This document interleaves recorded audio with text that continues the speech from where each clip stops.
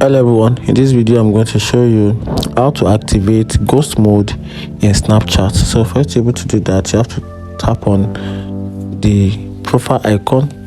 Once you do that, then you tap on the settings, then you scroll down a little, then you tap on see my locations. So in this option, the ghost mode option actually means friends won't be able to see your current location or your last location if you totally be on ghost mode. That is, nobody will be able to track or view your last scene or your current location in Snapchat. So for you to turn this particular option on, you have to go on this particular button.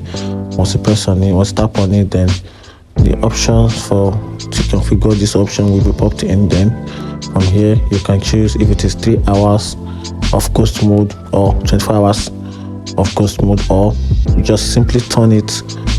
You can simply tap on until turned off. So once you tap on this until turned off, it means until you come back to this option and turn it off, that is when you can disable this ghost mode option.